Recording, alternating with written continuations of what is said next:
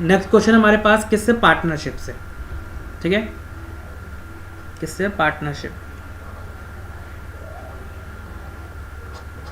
जैसे हमने एज के अंदर सिर्फ एक सिंगल कॉन्सेप्ट पढ़ा है, उस तरह से हम पार्टनरशिप में भी सिर्फ एक सिंगल कॉन्सेप्ट पढ़ेंगे, बोट एंड स्ट्रिप में भी सिंगल कॉन्सेप्ट है। तो 3 चैप्टर हमारे सिंगल कॉन्सेप्ट से ही सॉल्व होंगे। देखो आपके पास मैथ्स के अंदर इतने सारे टॉपिक्स हैं, रेशियो प्रपोर्शन है, profit and loss, percentage, mixture alligation, partnership, ages, boat and stream, time and distance, time and work, pipe and system, number system, मतलब बहुत ही सारे टॉपिक है, एवरेज। हर किसी के लिए एक अलग कॉन्सेप्ट, हर क्वेश्चन के लिए एक अलग तरीका याद रखना नॉट पॉसिबल, और याद कर भी लोगे तो एग्जाम में उसको नहीं आप आउटपुट दे पाओगे। तो आपको क्या ट्राई करना है, मुझे कम से कम कॉन्सेप्ट जानने पड़े, कम से कम फॉर्मूले याद करने पड़े, और सब कुछ मेरा सॉल्व हो जाए उन्हीं से। तो एज आपका पूरा उसी से सॉल्व होगा, बोट एंड स्ट्रीम पूरा उसी से सॉल्व होगा। अब हम पार्टनरशिप देखते हैं। पार्टनरशिप में भी आपको क्या याद रखना है, सिर्फ प्रॉफिट इक्वल टू होता है इन्वेस्टमेंट 1 रेशियो इन्वेस्टमेंट 2 टाइम 2। ये क्या है, प्रॉफिट, पी क्या है, प्रॉफिट, 3 जने होंगे तो P3 भी आ जाएगा। ये क्या है, इन्वेस्टमेंट, और ये क्या है, टाइम। बस और कुछ नहीं है कॉन्सेप्ट, सिर्फ यही कॉन्सेप्ट आपको दिमाग में रखना है। देखो कैसे होगा, देखो क्वेश्चन में क्या दिया हुआ है, Rashika and Nikita invested amount of ₹40,000 75,000 respectively. उन्होंने इतना इतना इन्वेस्टमेंट किया। ये हो गया आपका I1, ये हो गया आपका I2। इसको हम फर्स्ट मान लेते हैं, इसको हम 2 मान लेते हैं। At the end of 5 year, दोनों के लिए टाइम सेम है हमारे पास, T 5 ईयर्स। ये they got at total dividend of 46,000, मतलब प्रॉफिट 1 प्लस प्रॉफिट 2 की वैल्यू 46,000। हमें क्या निकालना है, रशिका का शेयर कितना था उसमें, मतलब प्रॉफिट 1, डिविडेंड क्या होता है, प्रॉफिट। हमें क्या निकालना था, P1 की वैल्यू। ठीक है, सिंपल है।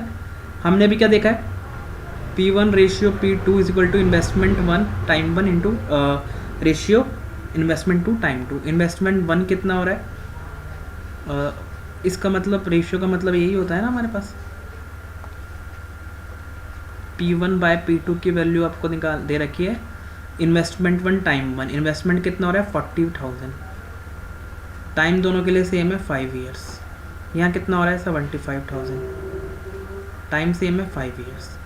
इसको अगर मैं सॉल्व करता हूँ तो ये 3 जीरो से ये 3 जीरो कट, 5 से 5 कट, और अगर इसको हम 5 से काट दें तो 8/15। P1 बाई P2 की वैल्यू कितनी आ गई, 8/15। P1 प्लस P2 टोटल है 46,000। आपको किसका शेयर निकालना है, रशिका का। तो ये कैसे निकालते हैं हम, देखो जो भी आपको शेयर निकालना है अपॉन में टोटल शेयर, ठीक है, इनटू में जो आपको ये वैल्यू दे रखी है, टोटल प्रॉफिट या वैल्यू जो आपको दे रखी है।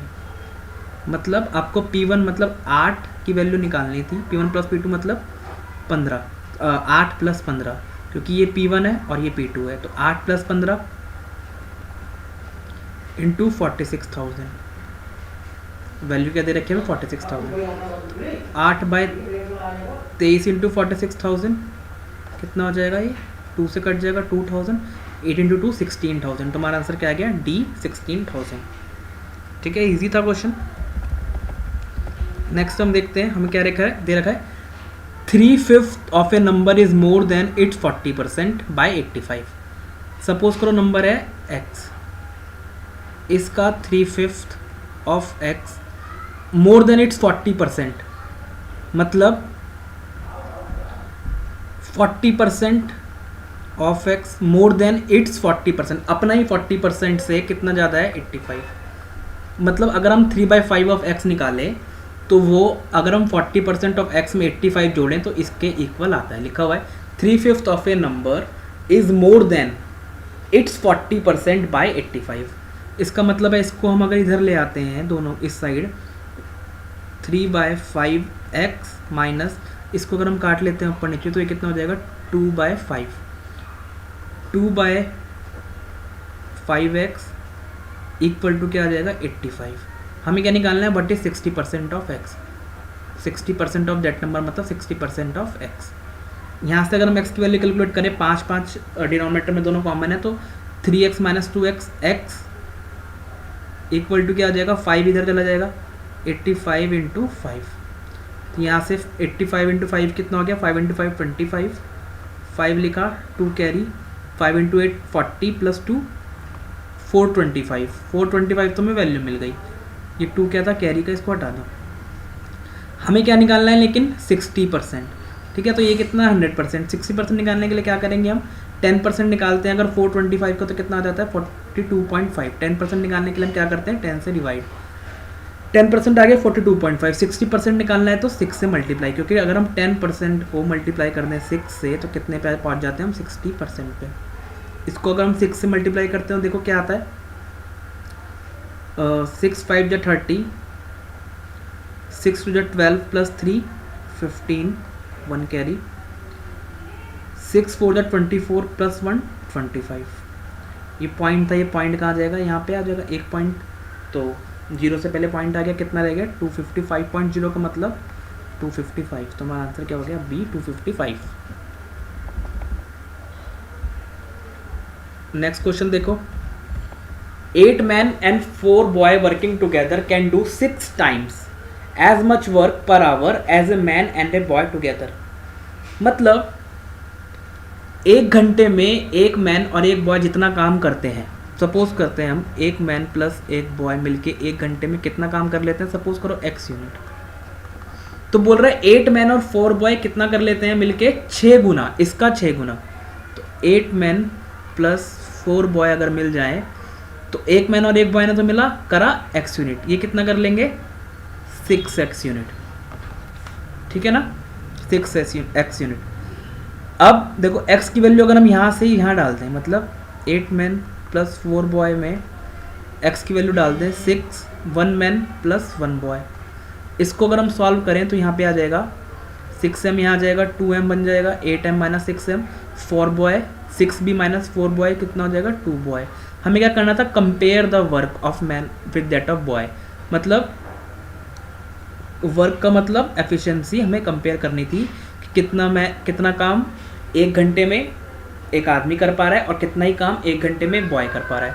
तो 2m इक्वल टू 2 बॉय आ गया, 2 से 2 कैंसिल अगर हम कर दें यहाँ से तो मैन और बॉय का काम इक्वल है, मतलब मैन इज टू बॉय का रेशियो कितना हो जाएगा 1:1, दोनों का काम इक्वल है ना।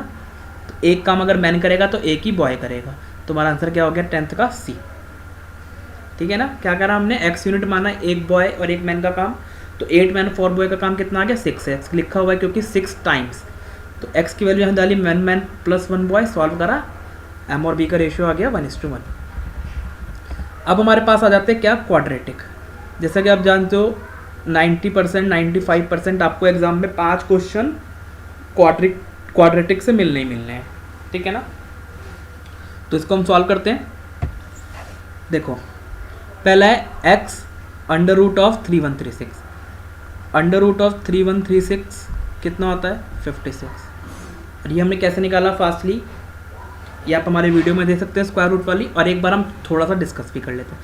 क्या करना होता है, आपको 2 डिजिट को मार्क करना होता है लास्ट से, 31 को चेक करना होता है वो किसके स्क्वायर के बीच में लाई कर रहा है। ये लाई करेगा 5 का स्क्वायर होता है 25 और 6 का स्क्वायर होता है क्या 36, 5 का स्क्वायर और 6 के स्क्वायर के बीच में लाई करेगा। तो जो हमारे पास लोअर रेंज है 5 का स्क्वायर 6 का स्क्वायर, 5 लोअर रेंज 6 बड़ी रेंज, तो जो लोअर रेंज है वो उसकी पहली डिजिट हो जाती है।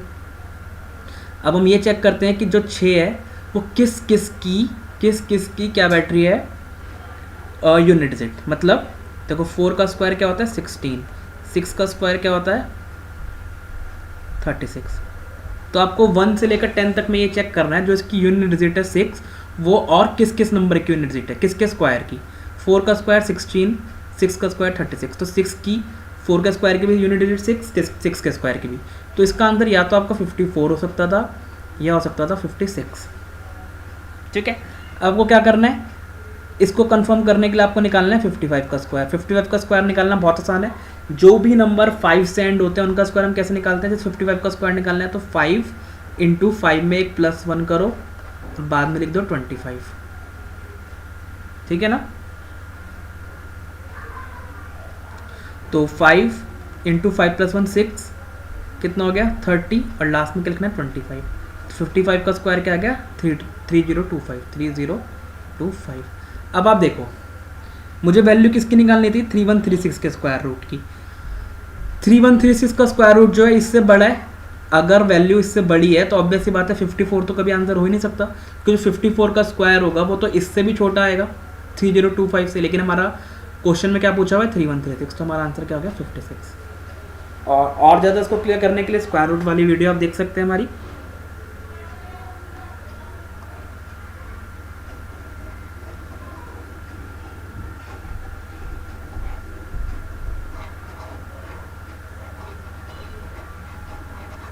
इसको हम हटा देते हैं। अब देखो हमें इस x की वैल्यू मतलब क्या मिल गई 56।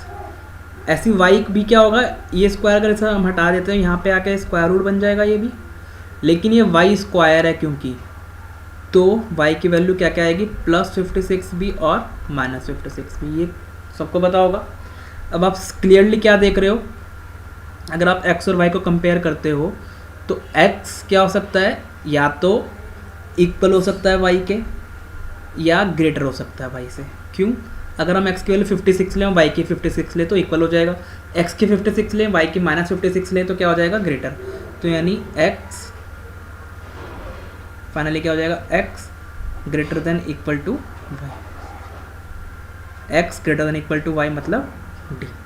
तो हमारा इसका आंसर क्या हो गया D11 का। आगे हम देखते हैं इस क्वाड्रेटिक को हम कैसे देखो सॉल्व करते हैं। हम क्या करते हैं, इसको 10 को और x का स्क्वायर कॉफिशिएंट मतलब x के स्क्वायर का कॉफिशिएंट मतलब 1, यहाँ पे 1 है, इनको हम आपस में मल्टीप्लाई करते हैं। 10 इंटू 1 मतलब 10 हो गया। अब हमें 10 के ऐसे वेक्टर ढूंढने हैं जिसको मल्टीप्लाई करके तो +10 ही आए, +10, ये भी अब बहुत इंपॉर्टेंट रोल निभाता है प्लस और माइनस, और जिनको ऐड या सब्ट्रैक्ट करने पे क्या है -7। ऐसे कौन से वेक्टर हो सकते हैं सोचो, -5 और -2, क्योंकि अगर हम x को अगर हम इसको प्लस करें तो -7 आता है, क्योंकि -7 ही चाहिए मुझे, और मल्टीप्लाई करें माइनस माइनस मिलके प्लस हो जाएगा तो क्या आ जाएगा 10। नेक्स्ट स्टेप क्या होता है, इन केस x स्क्वायर के कॉफिशिएंट से डिवाइड करना, 1 ही है इस केस में तो 1 ही डिवाइड कर देंगे, और फाइनली इनका साइन चेंज करना। तो x की वैल्यू 5, इसको हम साइन चेंज करेंगे प्लस हो जाएगा, इसको भी चेंज करेंगे प्लस हो जाएगा, 5 और 2 आ गई। सेम वे में y की वैल्यू निकालते हैं, 10 इंटू 1, वाई के स्क्वायर का कॉफिशिएंट क्या है 1 ही है, तो ये भी कितना आ जाएगा 10, ठीक है, ये भी 10 आ गया। और 11 के ऐसे फैक्टर क्या क्या हो सकते हैं हमारे पास, सोचो क्या हो सकते हैं कि हमारे पास उनको मल्टीप्लाई करके तो 10 आए, लेकिन प्लस माइनस करके क्या आए 11, तो क्या हो सकते हैं 10 और 1 ही हो सकता है। इनको मल्टीप्लाई करते हैं तो 10, प्लस करते हैं तो 11, डिवाइड करते हैं कॉफिशिएंट से, और y की वैल्यू क्या हो जाती है -10 और -1, -10 और -1, इनका साइन चेंज कर देते हैं लास्ट में। अब देखो वैसे हमारा जो पास जो मेथड है कंपेयर करने का वो 2 मेथड है, एक तो नंबर लाइन वाला और एक x1 x2 y1 y2 लेके। लेकिन सोचो यहाँ पे मुझे कि कोई मेथड लगाने की जरूरत है ना, तो यहाँ पे कोई भी वैल्यू इक्वल आ रही है, और y की दोनों वैल्यू नेगेटिव, x की दोनों वैल्यू पॉजिटिव, तो ऑब्वियस है क्या हो सकता है x ग्रेटर देन y। आप चाहे 5 ले लो चाहे 2 ले लो, हमेशा y से बड़ा ही आएगा, तो इसका आंसर क्या हो गया x ग्रेटर देन y, मतलब क्या आंसर हो गया a, ठीक है। नेक्स्ट चलते हैं,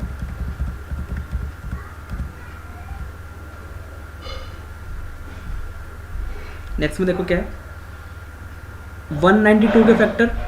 अब क्या हो गया आपका 192 के ऐसे फैक्टर कि उनको मल्टीप्लाई करके तो 192 आए, और प्लस या माइनस करके क्या है 28।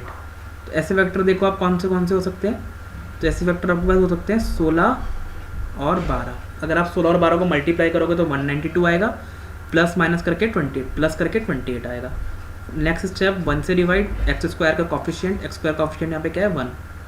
नेक्स्ट स्टेप इनके साइन चेंज, नेक्स्ट स्टेप इनके साइन चेंज, एक्स की वैल्यू क्या क्या आ गई -16 और -12, इनके साइन चेंज करना आप ना भूलें वरना पूरा आंसर गलत हो जाएगा सही निकाला हुआ भी।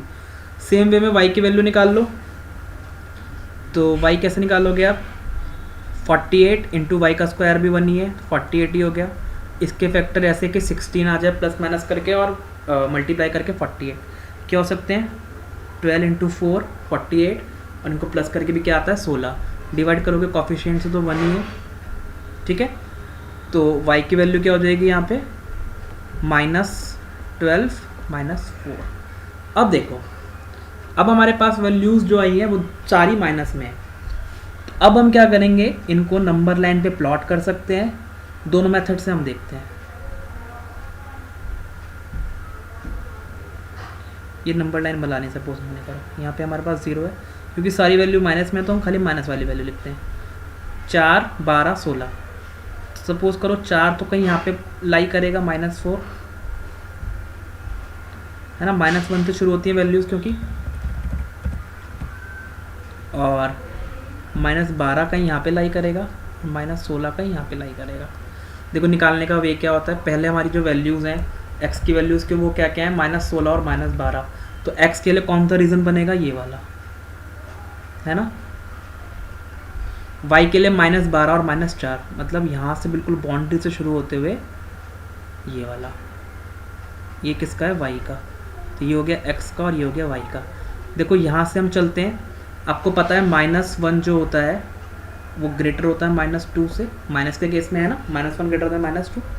तो y का जब हम माइनस की साइड जाएंगे तो हमें देखेंगे पहले कौन सा हमारे पास एरिया पड़ा, y का एरिया पहले पड़ा और दोनों की बाउंड्री भी टच हो रही है। इसका मतलब क्या होगा, y is greater than equal to x, क्योंकि y या तो ग्रेटर हो सकता है क्योंकि ये सब वैल्यूज़ इनसे बड़ी है, -4 से लेकर -12 की वैल्यूज़, -12 से -16 से वैल्यूज़ से बड़ी है, या -12 हो गया तो इक्वल भी हो सकता है।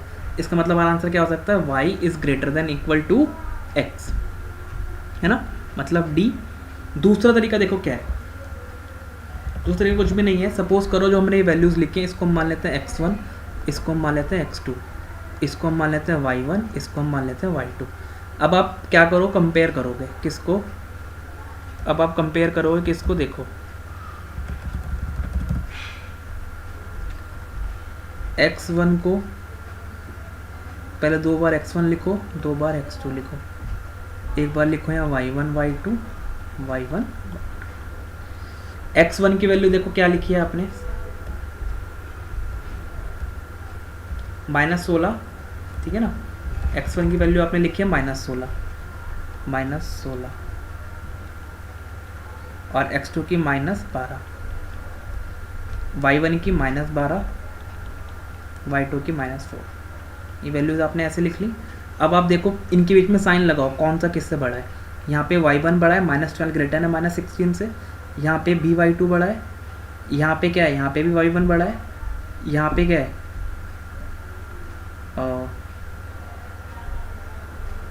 x1, सॉरी ये -12 है ना, x1 की वैल्यू तो -16 ही है और y1 y2 सॉरी ये -12 है, ये -12 है, ठीक है। तो यहाँ पे क्या हो जाएगा, -12 इक्वल टू -12। अब देखो इन साइन में क्या हो रहा है, या तो ग्रेटर आ रहा है या इक्वल टू आ रहा है, इसका मतलब y greater than equal to x। तो आप दोनों मेथड से कोई सा मेथड अपना सकते हो जो आपको इजी लगे। नेक्स्ट हम देखते हैं 14।